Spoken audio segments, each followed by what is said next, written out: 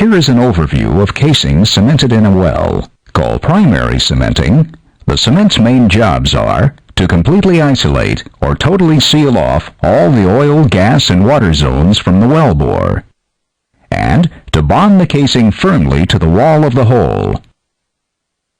Here, the crew has drilled the well to the casing point, the depth at which they will set and cement casing. The driller circulates drilling mud to clean the hole and to make sure the mud is in good condition. Then, the crew pulls the drill string out of the hole.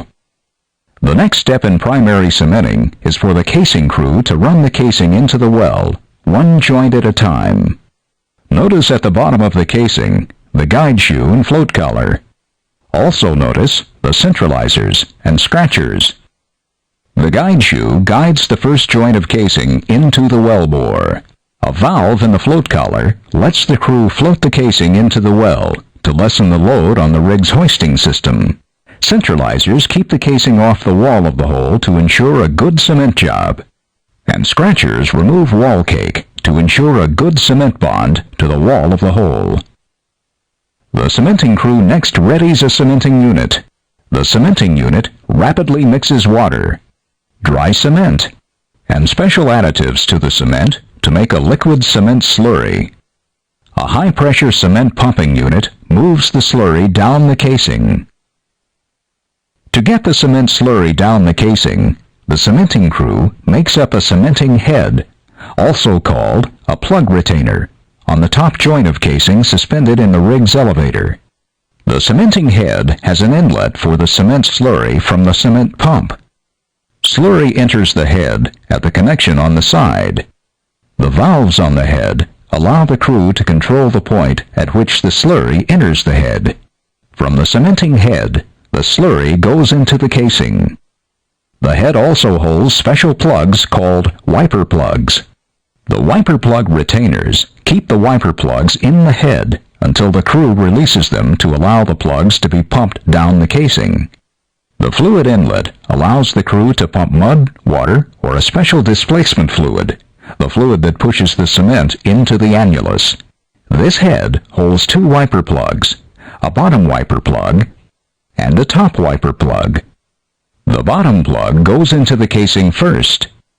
It wipes mud off the inside of the casing and separates the mud from the cement. The top plug follows the last of the cement into the casing. It wipes cement off the inside of the casing and separates cement from the displacement fluid. Often, the wiper plugs are identified by different colors to avoid confusion. The bottom plug is usually red or orange. It has a diaphragm that breaks when the plug gets to the bottom of the casing string, so the cement can pass through the plug. The top plug is usually black.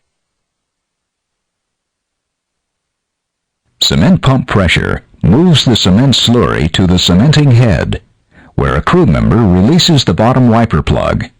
Slurry pushes the bottom plug down the casing until it seats in the float collar. When the plug seats, continued pump pressure on the slurry ruptures a diaphragm on the bottom of the plug. This allows cement slurry to go out the guide shoe and into the annulus. When the calculated amount of cement slurry has been pumped, a crew member releases the top wiper plug. Displacement fluid forces the top wiper plug down the casing until it seats in the float collar on the top of the bottom plug. Because the top plug is solid, pump pressure rises when the plug seats. A sharp rise in pump pressure signals the pump operator to shut down the pump. The float valve holds the cement in place, not allowing it to U-tube back into the casing once it is displaced into the annulus. The cementing job is complete. Depending on hole conditions and the type of cement used, the cement slurry hardens or sets up firmly, generally within 12 to 24 hours.